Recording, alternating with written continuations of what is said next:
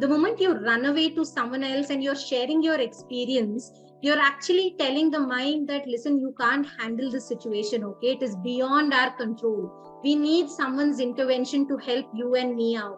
So where will the mind pick up the power from? You're deflating your own balloon. The balloon is the mind here. So that is why even in therapy, we time and again tell clients, please sit with yourself and write it down.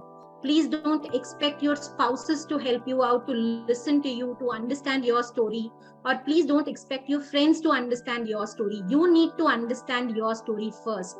That's where strength flows in.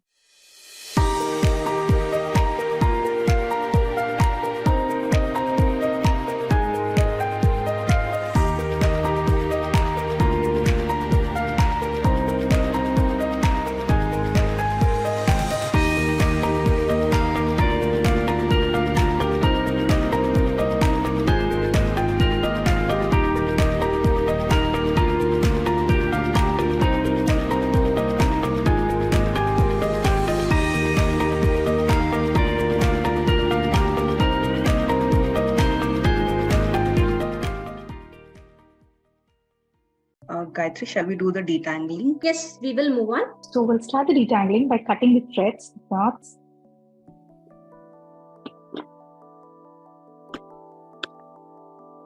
So I'm cutting the threads. Trust me guys, this is so satisfying and it's fun. Very relaxing to do this. Yeah, do this activity. It's so fun when you cut the threads. I would like to do this as well. This one, when your heart is lot of tangled, so you can cut.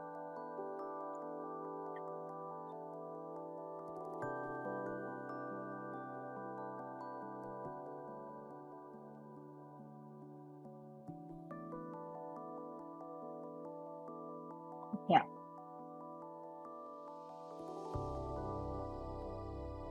Okay. We are actually cutting whatever we have tangled, because as I already said, it is us who tangles our thoughts and emotions. The teacher or the colleague have actually spoken to us for a very brief time, but I carried that emotion for a very long time, and I tangled it with my thought of not being a good mother, or as a colleague, I felt disrespected. So if I continue this way, wherein I am triggering my thought, and my thought is in turn triggering my emotion or the bodily reaction, I will not allow the emotional experience to settle down. On the contrary, as the 90-second rule says, even if you don't do anything in the first 90 seconds, even if you don't think about anything, everything settles down on its own in just about 90 seconds. So I am going to detangle my thought and emotion, which is the detachment. I need to detach my body from my mind, and I'm going to allow my body to settle down. That's the objective of doing the detangling activity. We tangle the thread, we detangled it too, and we cut it off. Right. The second sample that Teja showed, the heart which was tangled, and we cut it. Why do you think we showed heart and we kind of detangled it, or we cut it in the center, right in the center? You know why? Because every time we allow our emotions and thoughts to get tangled and make it very messy for us, it is our heart which suffers a lot. We feel a lot of resentment, there's a lot of anger towards others, we feel so disconnected, and ultimately we feel disconnected with our own self, and we lose our happiness. How many of us are actually happy with our own selves? We don't need anybody to keep us happy. We don't need our spouses or children or colleagues or friends to keep us happy. How many of us can actually say that I am very happy with myself? This is what happens when we are not in tune with our emotions, with our thoughts, and how others are triggering us. When others are triggering us, it is the fizz. I need to sit with the fizz. I need to bring it out in open. I'm happy with myself. Thank you so much, Sukanya. Wonderful. Okay.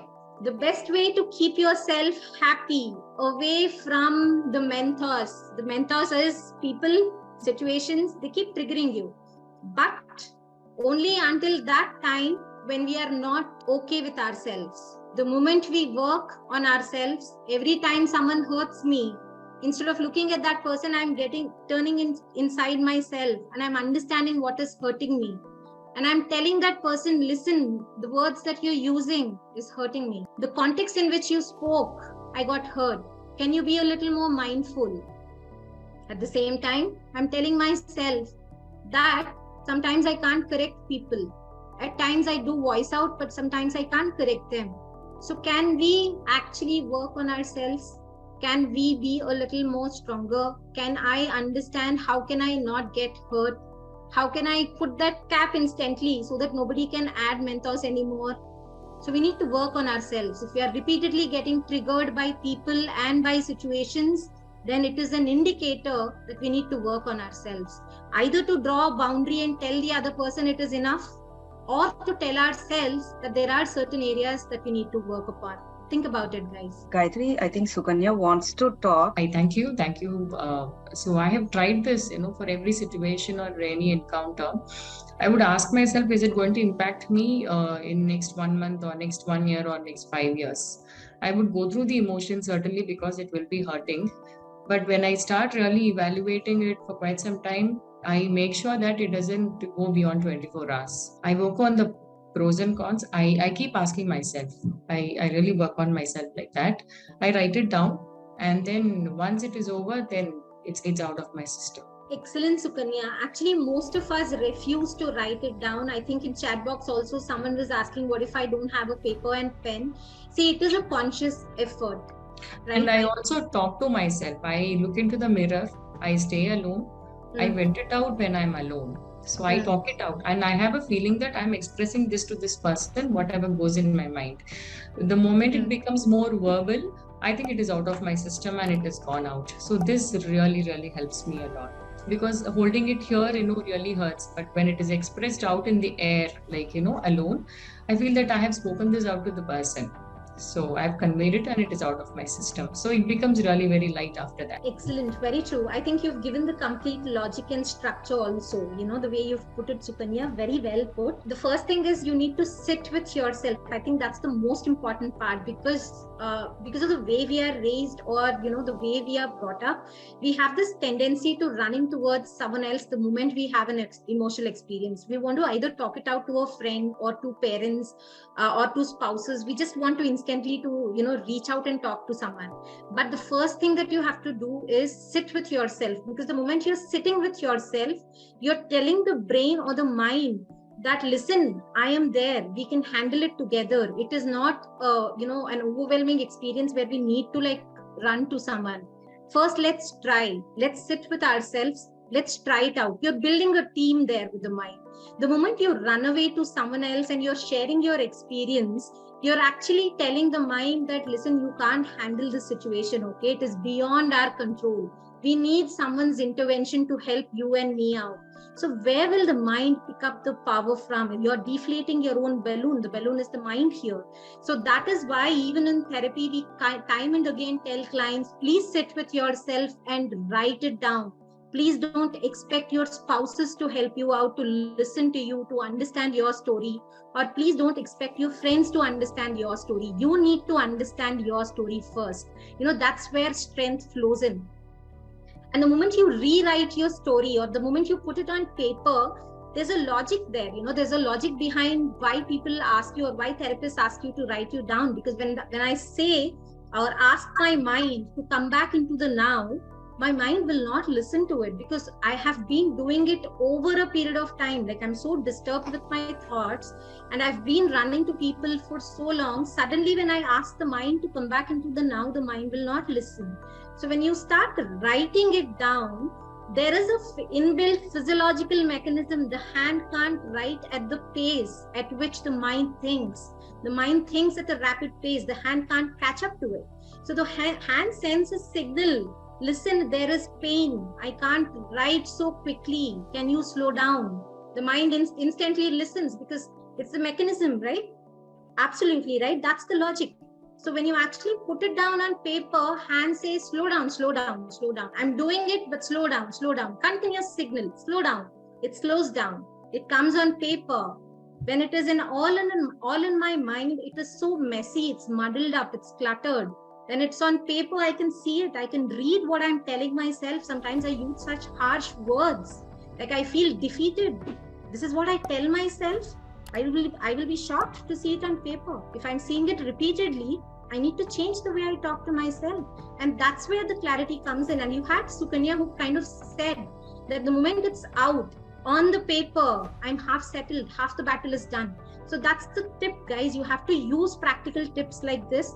And always remember, I think I've been in this field for the last 15 years. Keep it as simple as possible. You know, don't just complicate things. The kind of words that you use, I am depressed, I feel sad. It's just one incident.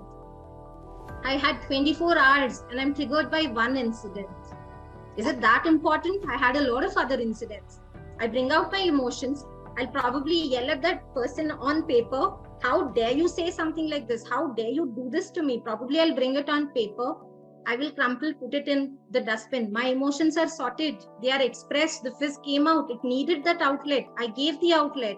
I will write a second draft again. This time the thoughts come out much more clearly because the cloud of emotions is like defogged, right? I defogged it. I removed the cloud. The thoughts are much more clear. Bring them on paper. Understand your own insecurities. Like, why is that other person able to trigger me so much? Why is that situation triggering me so much? How can I handle it better? Come on, I have handled so many things in life. Why not this? The attitude comes up and then you want to challenge yourself or comfort yourself. You need to play both the roles and you're a team. You need to tell your mind, you've got the power. We will do it together. We are a team. The body, mind, and me are a team. If I have to be healthy, my body has to be healthy and my mind has to be healthy. If I want to help my body, years of anxiety, people have gastrointestinal issues. They drop at my clinic. They say, madam, I don't know. I don't understand why am I having IBS since so many years. Turns out the person has been having anxiety since so long. There's no other physical condition. The doctors have ruled out any organic cause for IBS. That's when they come to me. You've been triggering your body. Your mind has been triggering your body so much that it has become so reactive, that it has suffered so much, resulted in IBS or resulted in gastrointestinal issues, the gut issues. So imagine how you're actually abusing the body. Stay with the body, listen to it, understand it, empathize with it. Let the mind also join you. Tell the mind, listen, I will come to you. You are important to me. I'm writing down all the thoughts. It's not that I don't want to address. I will come to you. But let's stay with the body. It's feeling, it's trembling. The heart is heavy or the heart is racing. Let's be with the body first. So become a team. That's another main tip of handling your situations. So I said me, body, and mind. Why am I talking about this team? Because most of the times my clinical experience has shown me that most of the clients talk as though, their mind is not in their control or their mind is ruling them. I wish my mind listened to me. Always remember, your mind can be your friend, your mind can be your enemy too. It has the capacity to be both. And it is us who will feed it, So if I'm feeding the friend every day, I am giving it power that, you've been so friendly with me or you've been helping me out so much. It is only because of you I was able to do so many things. I did an excellent presentation yesterday. It's because of you, because of your ideas. So I'm elevating the friend side in the mind. The balloon goes bigger. If I'm feeding or filling air into the enemy side, it goes bigger. So which one do you want? The choice is yours. So always treat your mind and body and you as a team. You have a team within. So if you want to help the body, you have the mind. Tell the mind, I have to help the body now. Can you help me? If you want to help the mind, tell the body that you need to exercise, you need to go out and do some action. We need to engage ourselves so that the mind also kind of settles down with respect to its thoughts. Can you help me? So make it a team. And these are the affirmations that you can use in order to build this concept of team between you, mind, and body.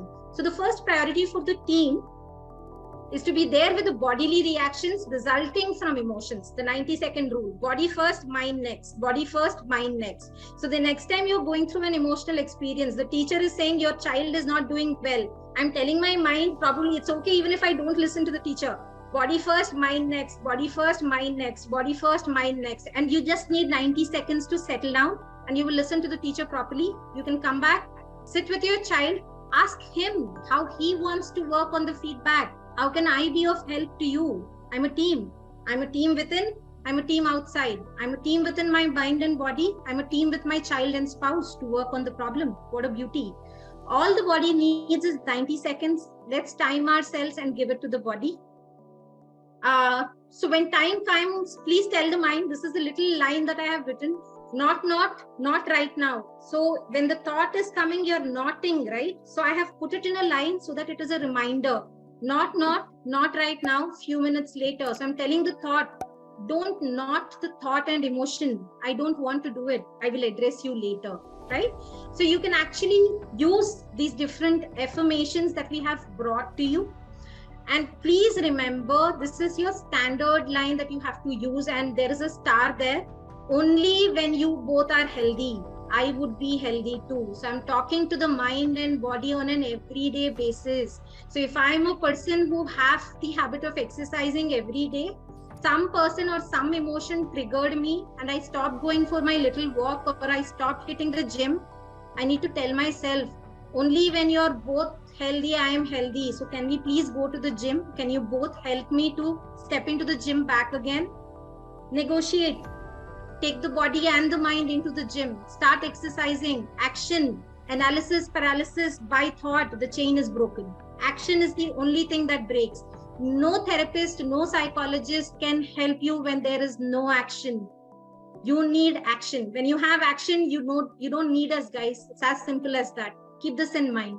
We have brought together certain concepts of journaling, because most of the time the therapy journaling, like the literal writing down, sounds very, very boring for few of the clients. So we've come up with this concept of touch and feel journal. So bring back something that you see in your environment. Supposing if you're a homemaker, bring back the pulses, bring back the carrots, the vegetables, the peels of your vegetables, whatever you use on a daily basis, put them, stick them, touch and feel them, because this is your life. You've been doing it for years together so beautifully. You've been packing lunches for your spouses and your family members so beautifully. You've been maintaining a house so well. So bring out everything into your journal, touch and feel, sit with it. What a beauty. Your emotions will settle down and your mood is uplifted. So touch and feel is always about uplifting your mood. You can also have quotes which inspire you. You can also have your favorite food. We've put the picture of pizza that was available for us. We put it. So if you enjoy some food, like for me, biryani is my favorite. You can have a picture of biryani also, because it reminds you that, oh, I haven't had biryani in a while in that favorite restaurant. You're back to life again. You will go back. Again, you'll feel better. So these things are needed. It brings humor back. And for most of the clients, most of the times we forget humor. We have so serious discussions in therapy. No, bring back the humor. Humor is needed, right? Memories. Also, memories. We've given those little pockets and little letters there. It's a very creative way. My artists, they make it so creative. I'm not so creative. But always remember this, guys. Putting it so pleasantly also is important. So give yourself different memories. Like, for example, if you ask me, the first time I've become mother only for once. Like, I have a single child. So the first time I held my baby, I quickly gave my baby away to my mom. I was so scared. I was like, otherwise I'm a very tomboy kind of a girl. So I was like, no, Amma, I don't think I can handle. I have a fear that, I might break something in that little chap. Please take away. And it took me some time to handle, at least a month or so. And now I can handle any baby with a pro, because I have handled my child. So for you to become a pro, you'll take time. So pick up all the challenges that you have overcome, the little things that you have learned, and put them in your memory pockets. You can also show your timeline, like 5 years back, how was I? 10 years back, how was I? Definitely you'll see a lot of change. So memories journaling is another kind of journaling. Inspirational. It's very important to have few inspirational things handy. Who are the people who inspire you? You need to have pictures of them. You need to have what you admire about them, what about them inspires you, what you have learned from them. Like I have pictures of my teachers, and I'm still in touch with them, and I really love, they kind of take time and watch every program of mine even today, and I get a message after every program, and I take a picture and I kind of put it at my study desk or work desk, because that motivates me, because I've made them proud. What else do I need in life? I've made my teachers proud, and they time and again say for the kind of life that I'm living. Inspirational for me. So when I feel low, I also have low moments. I am a psychologist, but I'm a human being too. So whenever I have my low moments, I instantly go into the inspirational moments. I see my teachers there, I see my parents there, I see my friends there, I see my clients also, because I learn a lot from my clients, right? So the kind of feedback that they give or their stories. So see what inspires you. You can have inspirational movies, you can have inspirational books, you can have inspirational people. Bring them all together, you will feel uplifted. And you can also have inspirations from your own self, like how have you inspired yourself? For me, for someone who was a very shy and a self-doubting kind of a girl when I was 18, at 40 to be so confident, to be able to handle so many challenges, I'm like, wow. So I need that time and again, so that I don't settle down, I continue to grow, yet I don't forget the journey back. So bring all together in the inspirational journal, bring everything that uplifts your mood, that brings you back on track. You can also have a travel journal, because sometimes when we go to places, we learn a lot from their culture, how things, how they keep things very simple. We learn a lot through experiences. Teja, when Teja, me and Viveka were working on one of these sessions, Teja has happened to go to Leh, and she said, like, Gayatri, we were complaining about the pain in the cheeks, because it's a very chilled place, right? But the people, the kids, the small kids also, the cheeks were all red, but they were happy playing and they're enjoying. There's no complaint. Such a simple life. They have no movies. Their hero is only Dalai Lama. So many learnings. So whenever you go to a place, whenever you travel, you learn a lot. Record them. You will understand that life is simple for you. Life is simple for someone else also, right? So think about it. See what journal helps you. It's important to explore these kind of journals. If you want to learn more about it, reach out to Roshini Art Team. We are there to help you out. Reach out to us. Yes, my favorites, I spoke about it. Like, bring up your favorites, biryani, your favorite movie, your favorite pastime, hobby, anything. Set a timer for 20 minutes.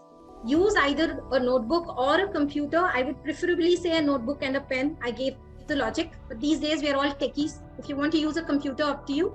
But write down all the emotional experiences from the past week, month, or year randomly. Make it a habit, because you will understand yourself more. You will process your emotions better. Don't worry about making it perfect or readable. Go where your mind takes you. So there is no particular timeline. I can pick up from anywhere and everywhere. At the end, you don't have to save the document. The point is that those thoughts are now out of you and on the page. Let's play this video.